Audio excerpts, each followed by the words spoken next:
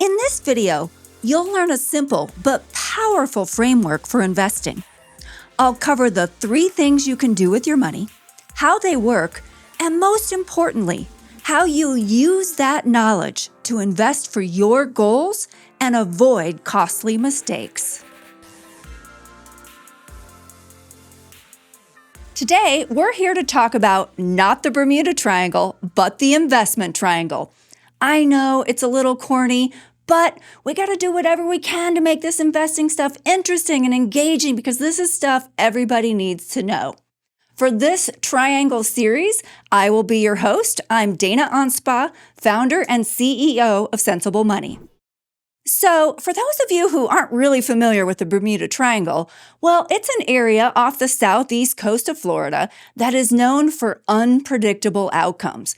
Supposedly, ships and airplanes lose navigation and they completely disappear. There's all these mysteries and myths surrounding that area. But are they true? Well, the truth is, it's one of the safest areas that you can travel through. Ships and air flights regularly travel across this area. So that myth that it's so incredibly dangerous, well, it is just a myth. And the thing is, we have the same kind of misconceptions around investing. There's this concept that investing can be dangerous and there can be very unpredictable outcomes. And if you invest the wrong way or you're investing in a way that's not appropriate for you or for your goals and objectives, well, that's absolutely true. But we're going to cover a concept today and in this entire series called the investment triangle. And if you follow the basic principles that we cover, you can avoid unpredictable outcomes, you can set yourself up for success, you can invest comfortably, and avoid a lot of the danger and horror stories that you hear. So let's get started. When I think of the investment triangle, where I start is there are 3 basic things that you can do with your money. So I want you to think about the first one. We're all really good at it. I'm going to give you a few seconds. We can spend it, right? Everybody's really good at spending their money. If I want to spend my money, where do I keep it? Well, probably my wallet. Matter of fact, if I open up my wallet, there's all kinds of easy ways to spend my money. Matter of fact, you can spend your money with a click of a phone nowadays. But if you want to spend your money soon, right, you want it to be somewhere safe. You don't want to go spend $100, but the bank's like, sorry, your $100 is only worth $80 today. Well, that doesn't work. So if you know you're going to spend your money, you're going to keep it somewhere safe. That usually involves your wallet, the bank, things called money market funds. And in this series, we'll be talking about what that is. But it's somewhere where you know your money's going to be worth what you expect it to be worth. Now, what's another thing that you can do with your money? You can lend it out. Now, I know that sounds kind of weird, right? Like you lend your money to a friend, that can be a little scary. You lend your money to a family member, that can be even scarier. But anytime you deposit money in the bank, what you're really doing is making a loan, right? The bank is taking your money, they're lending it out to someone else, and they're paying you interest for the use of your money. Of course, they're making more. They're making the spread, right? Well, another form of a loan is a bond. So when you either hear the term bond, all that is a loan. It's a loan to either a company or a loan to the government. Those are the 2 primary issuers of bonds, corporations or the government. And they're just agreeing on the terms upon which they're going to pay you back. And the interest income in that case is the predictable and reliable part. And so investing for income or lending your money, the goal of that is to create reliable and predictable income. Now, what's the third thing you can do with your money? I call it the own corner of the triangle, right?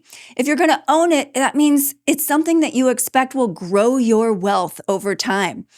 If you invest in stocks, that's ownership in a business. If you invest in real estate, that's ownership in property. You expect it to go up in value over time. It's not guaranteed. It doesn't mean it will, but that's your expectation. And then there's a third growth investment that I don't think people talk about enough, and that's investing in yourself, right? Investing in your own skill set, your communication skills, your emotional stability, all kinds of things that even if you're later in your career or about to retire, those kinds of investments in yourself pay off in spades. Now, let's take a look at how we would plot these things out in the form of a triangle. At each corner of our triangle, we see the three things we can do with our money. We can spend it. If we're going to do that, we're going to keep it somewhere safe. We can loan it out. That means we expect income in return for lending the money, or we can own it, and that means we expect growth over time. But here's the thing. As you move toward one corner of that triangle, you move away from the other two. Now, what everybody wants is the perfect investment. They want it to be safe, they want it to grow, they want it to provide reliable income. It doesn't exist. You have to understand the trade-offs. And as you're moving through your life cycle, there are different times where you may focus on one corner of the triangle over the other. If you're just starting out, you need to build up an emergency fund. You need money in case you lose your job. You need new tires. You have a health event and you have to pay your deductible on your insurance policy. There's all kinds of reasons you need to have enough safe money set aside that if something comes up and you have to spend it, well, you want to know exactly what's available to you. Then as you mature in your career and your earning power, you're going to shift to focusing on the growth corner of the triangle.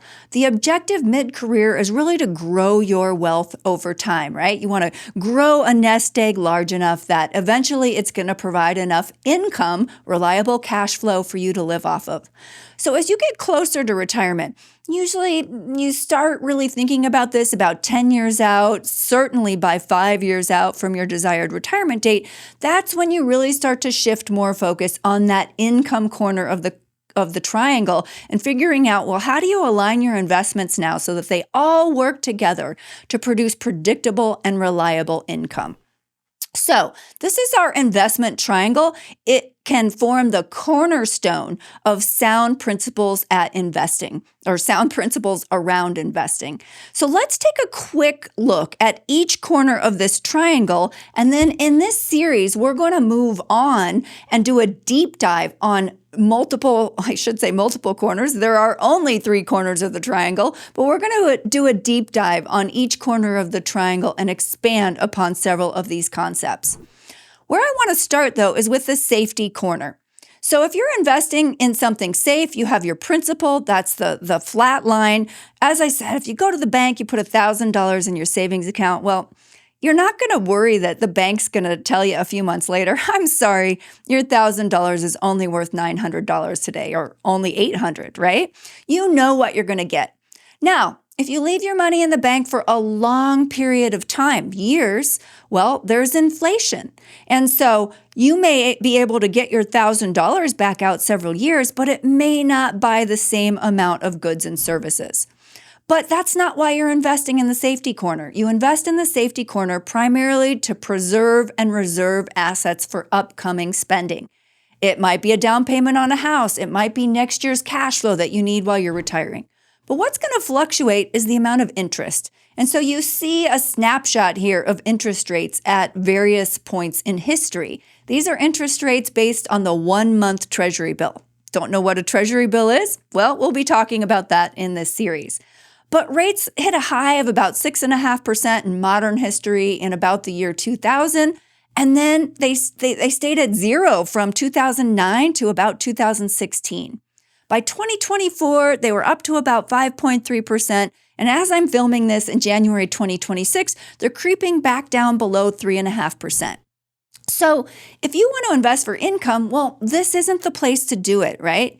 Because if you're relying on that income and it can go from over 6% down to zero, that is not a reliable source of cash flow. So that's not what this corner of the triangle is for. It's for the assuring that your principal value is there, that you know the principal amount that you could withdraw. It could be there for emergencies or for upcoming spending. Now, let's move on to the income corner of the triangle. Now, in the income corner, there's numerous ways you can generate income. For example, an annuity product from an insurance generates income. But what I want to focus on today are bonds, because you hear that term bond and it can be confusing. With a bond, you're making a loan to a corporation or to the government, and what's coming back is interest. You're going to get interest income on either a semi-annual or an annual basis, and then there's going to be the principal amount. Your bond has a term. So let's say you're lending money to me. I start Dana Corporation and I say, well, I'll lend you $1,000 and I will pay you back in 10 years. And then along the way, I will pay you interest for the use of your money. I'll pay you $40 a year. Semi-annually, you're going to get $20 every January and $20 every July.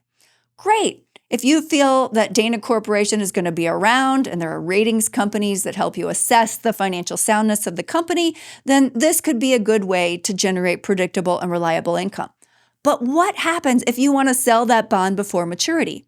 Well, if you aren't willing to hold that bond for all 10 years and interest rates change, if interest rates have gone up, it becomes an open market, like an auction, right? Like Facebook Marketplace or eBay for bonds. And you go to sell your bond and investors look at you and they go, well, if interest rates are higher today, we're not going to give you that full $1,000 for your bond. We'll expand on this concept in our video where we talk just about the income corner, but in general, that is how bond investments work. And with any investment in the income corner of the triangle, your objective is that reliable, predictable interest, right? You want to know what kind of cash flow is coming in, how frequently it's going to come, and maybe your principal fluctuates, but that's okay for this corner because that's not why you're buying it, right? You're not buying it for principal stability. You're buying investments in this corner for the cash flow predictability. So let's move on to our last corner and my favorite corner, the growth corner of the triangle. With growth investments, you are looking for something that's going to appreciate in value over time. Now, with this growth corner, I have two examples. Let's say you have something and you expect that over time it's going to earn about 7%. Well, unlikely that it's ever going to earn 7% exactly in a year. Matter of fact, it could be up 14% one year. It could be down 8% another year. But over time, you expect the average return to be about 7%. But you're going to have to accept those fluctuations along the way. Or you may have a higher risk profile investment. Maybe you expect its return to be 10%, but it could be up as much as 30% in a single year or down as much as 30% in a single year. So you have to be willing to accept that volatility to have the potential of earning the return that you think this investment can deliver over time.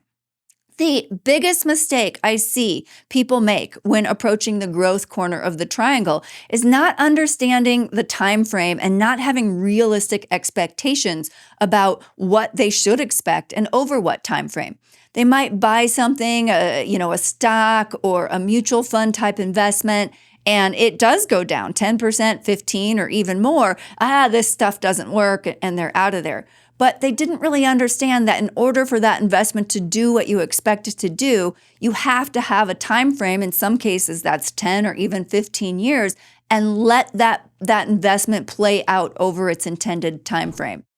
If you invest in something that has a time frame and an expected return, but you're shortening that and saying, wow, I expect to see these results in a month or in a single calendar quarter or a year, well, that's where investors really get in trouble. Now, this covers the basics of our investment triangle. Again, it's critical to remember that as you move toward one corner of the triangle, you move away from the other two. There is no perfect investment. We hope you will stick with us for this entire triangle series where you're going to learn more about bonds, stocks, what is an index fund, how do you put this all together in a portfolio. These basics that you're going to learn help set you up for a lifetime of investing success, and they're going to keep you away from those unpredictable outcomes. We hope you enjoyed this episode of Making Retirement Make Sense. If you found it helpful, please like, subscribe, comment, and share it with someone who you feel could benefit from what we discussed today. And if you're feeling extra generous, we'd welcome a review on Apple Podcasts or Spotify.